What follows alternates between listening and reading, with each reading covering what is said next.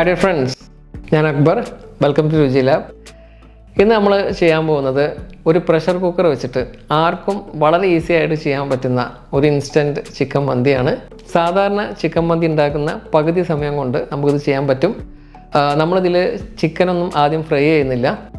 അതുപോലെ തന്നെ വളരെ കുറഞ്ഞ അളവിലുള്ള ഇൻഗ്രീഡിയൻസേ ആവശ്യമുള്ളൂ. ക്യാപ്സിക്കൊന്നും നമ്മളിതിൽ യൂസ് ചെയ്യുന്നില്ല.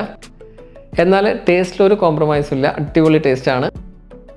പ്രഷർ കുക്ക് ചെയ്യുന്നതുകൊണ്ട് തന്നെ ചിക്കനൊക്കെ നല്ല സോഫ്റ്റ് ആയിട്ടാണ് നമുക്ക് കിട്ടുക. അതുപോലെ തന്നെ ഒരു പ്രത്യേക രീതിയിലാണ് നമ്മളിത് തയ്യാറാക്കുന്നത്.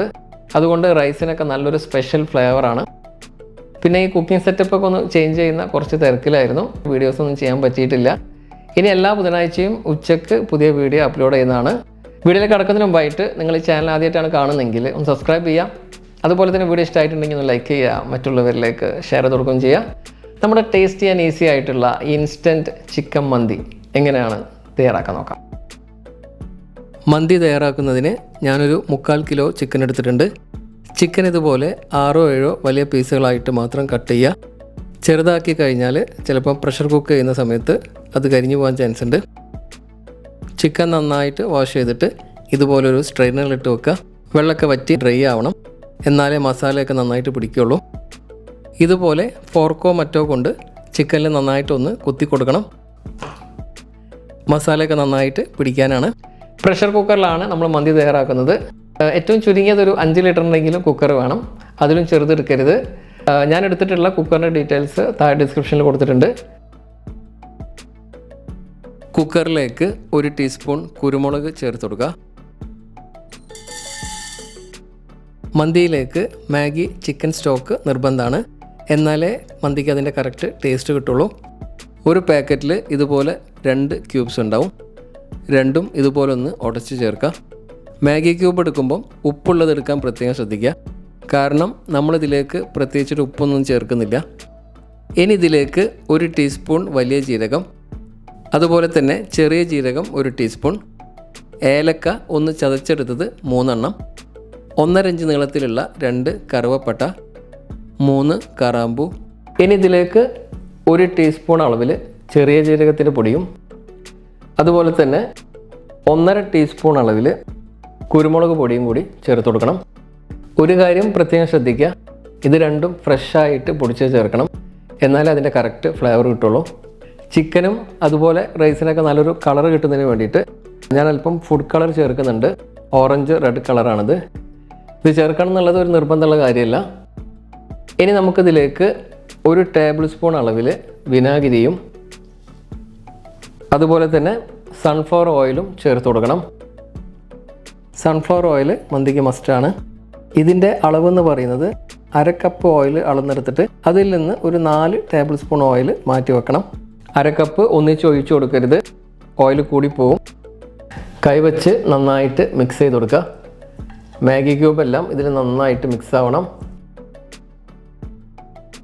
ഇനി ചിക്കൻ ഇട്ട് കൊടുത്തിട്ട് ചുരുങ്ങിയത് 1 മിനിറ്റ് സമയം നന്നായിട്ട് കൈവച്ച് മിക്സ് ചെയ്യുക. എന്നാൽ മാത്രമേ ചിക്കനിലൊക്കെ ശരിക്കും മസാല പിടിക്കുകയുള്ളൂ. ഇത് വളരെ ഇമ്പോർട്ടൻറ്റ് സ്റ്റെപ്പാണ്. നന്നായിട്ട് മിക്സ് ചെയ്യുന്നതിനനുസരിച്ചിട്ടാണ് ഇതിൻ്റെ ടേസ്റ്റ്. മിക്സ് ചെയ്തിട്ട് ഉപ്പൊന്ന് ചെക്ക് ചെയ്ത് നോക്കണം. കുറവുണ്ടെങ്കിൽ അല്പം ചേർത്ത് കൊടുക്കുക. ഉപ്പ് കുറച്ച് കുറവുണ്ട്. ഞാനൊരു 1/4 ടീസ്പൂണ് ഉപ്പ് ചേർത്ത് കൊടുക്കുന്നുണ്ട്. ഉപ്പ് കൂടിപ്പോരുത്. വീണ്ടും നന്നായിട്ട് മിക്സ് ചെയ്ത് കൊടുക്കുക. മാഗി ക്യൂബിൽ ചിലതിൽ ഉപ്പ് കൂടുതലും കുറവൊക്കെ ഉണ്ടാവും. ചെക്ക് ചെയ്തതിന് ശേഷം മാത്രം ചേർത്ത് കൊടുക്കുക. ചിക്കൻ പീസസ് എല്ലാം ഇതുപോലെ ഒന്നിന് മുകളിൽ ഒന്ന് വരാത്ത രീതിയിൽ വെക്കണം. ഇനി ഇത് അടച്ചു വെച്ചിട്ട് ഏറ്റവും ചുരുങ്ങിയത് 1 മണിക്കൂർ സമയം ഇത് ഫ്രിഡ്ജിൽ വെക്കണം. ഫ്രീസറിലല്ല, താഴെയാണ് വെക്കേണ്ടത്. അടച്ചു വെക്കാൻ മറക്കരുത്. മന്തി തയ്യാറാക്കുന്നതിന് വേണ്ടിയിട്ട് ഞാനൊരു 3 കപ്പ് സെല്ല ബസ്മതി റൈസ് എടുത്തിട്ടുണ്ട്. ഇത് 650 ഗ്രാം ഉണ്ട്. ഇന്ത്യ ഗേറ്റിൻ്റെ വൈറ്റ് സെല്ല ബസ്മതി റൈസാണ് ഞാൻ എടുത്തിട്ടുള്ളത്. വൈറ്റ് സെല്ല ബസ്മതിയാണ് മന്തിക്ക് കുറച്ചും കൂടി നല്ലത്. അതുപോലെ തന്നെ നമുക്ക് മന്തിക്ക് സെല്ല റൈസ് മസ്റ്റാണ്. സാധാ ബസ്മതി വെച്ച് കഴിഞ്ഞാൽ ശരിയായി കിട്ടണമെന്നില്ല. നാട്ടിലെ കടകളിൽ കപ്സ റൈസ് അതുപോലെ തന്നെ മന്തി റൈസ് എന്നൊക്കെ പറഞ്ഞിട്ടുള്ള അരി കിട്ടും. അതെടുത്താലും മതി. അരി 4-5 പ്രാവശ്യം നന്നായിട്ട് കഴുകിയെടുക്കണം. വെള്ളം തെളിയുന്നവരെ വാഷ് ചെയ്തെടുത്തിട്ടുണ്ട്. ഇനി നമുക്കിതിലേക്ക് കുറച്ച് വെള്ളം ഒഴിച്ച് കൊടുത്തിട്ട് 1/2 മണിക്കൂർ സമയം മാത്രം ഇതൊന്ന് സോക്ക് ചെയ്യാൻ വെക്കണം. ഒരു കാര്യം പ്രത്യേകം ശ്രദ്ധിക്കുക, കറക്റ്റ് 1/2 മണിക്കൂർ കഴിഞ്ഞ് വെള്ളം വാർത്ത് ഒരു 5 മിനിറ്റ് മാത്രം ഊറ്റുകൊട്ടയിൽ വെച്ചിട്ട് അരി വേവിക്കാൻ തുടങ്ങണം. അതിനനുസരിച്ചിട്ട് വേണം എല്ലാം പ്ലാൻ ചെയ്യാനായിട്ട്. വെള്ളം വാർത്ത ശേഷം അരി കൂടുതൽ സമയം ഊറ്റുകൊട്ടയിൽ തന്നെ വെച്ച് കഴിഞ്ഞാൽ മന്തി ശരിയായി കിട്ടില്ല. ഈ സമയം കൊണ്ട് നമുക്ക് അരി വേവിക്കാനുള്ള വെള്ളം തിളപ്പിക്കാം.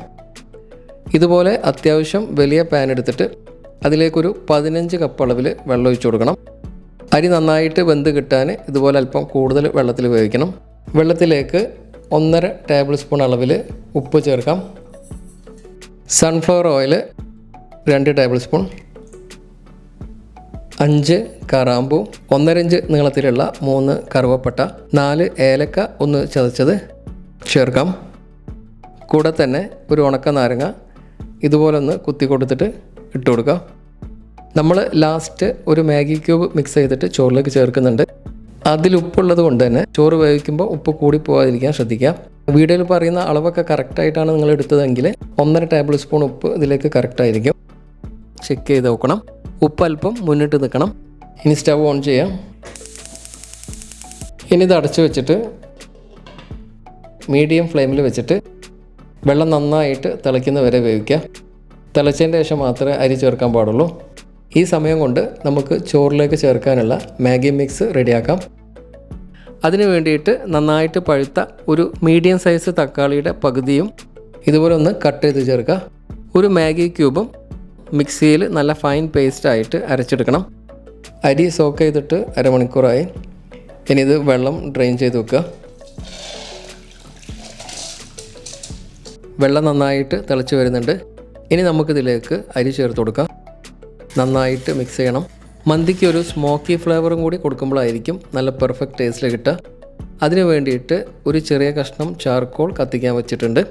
ഇനി അഥവാ ചാർക്കോൾ ഇല്ലയെന്നുണ്ടെങ്കിൽ ഒരു കഷ്ണം ചിരട്ട കത്തിച്ചിട്ട് കണലാക്കിയാലും മതി. ചാർക്കോൾ ആണെങ്കിൽ കുറച്ചും കൂടി നല്ല ഫ്ലേവർ കിട്ടും. ഇടവിട്ട് ഇളക്കി വേവിക്കണം. എന്നാലേ എല്ലാം ഒരേപോലെ വെന്ത് കിട്ടുള്ളൂ. ചോറ് നമ്മൾ നോൺ സ്റ്റിക്ക് പാനിൽ മന്തി തയ്യാറാക്കുമ്പോൾ വേവിക്കുന്ന അത്ര തന്നെ കുക്കർ മന്തിക്ക് വേവിക്കരുത്. വേവ് കൂടി പോവും.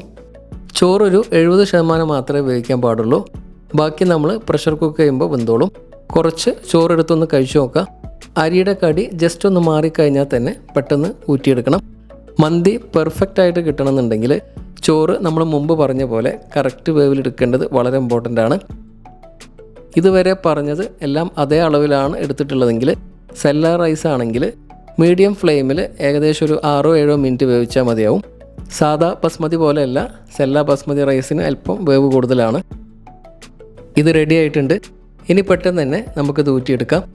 ഇതുപോലൊരു ഊറ്റുകൈയിൽ കൊണ്ട് 2-3 സെക്കൻഡ് സമയം വെച്ച് നേരിട്ട് കുക്കറിലേക്ക് ചേർത്ത് കൊടുക്കുക. ചോറ് ഇതുപോലെ നല്ല ചൂടോട് കൂടിയിട്ട് വേണം ചേർത്ത് കൊടുക്കാനായിട്ട്. ഇതിൽ നിന്ന് വളരെ കുറഞ്ഞ അളവിൽ വെള്ളം കൂടി കുക്കറിലേക്ക് വരും. പ്രഷർ കുക്ക് ചെയ്യുമ്പം ചിക്കൻ കരിഞ്ഞു പോകാതിരിക്കാൻ അത് നല്ലതാണ്. ചോറ് ഏകദേശം പകുതിയോളം ഇട്ട് കൊടുത്തിട്ട് നമ്മൾ മുമ്പ് അരച്ചു വെച്ച മാഗി മിക്സിൻ്റെ പകുതി ഇതുപോലെ ചുറ്റിലും ഒഴിച്ചു കൊടുക്കുക. വീണ്ടും ബാക്കിയുള്ള ചോറ് മുഴുവനായിട്ട് ഇട്ട് കൊടുക്കുക. എല്ലാം ഒന്ന് ഒതുക്കിയിട്ട് കൊടുത്തിട്ട് ഉണക്ക നാരങ്ങ മുകളിൽ വെച്ച് കൊടുക്കുക. സ്പൂൺ വെച്ചിട്ട് താഴേക്ക് പ്രസ് ചെയ്യരുത്. ഇനി ബാക്കിയുള്ള മാഗി മിക്സും കൂടി ഇതുപോലെ ഒഴിച്ചു കൊടുക്കുക.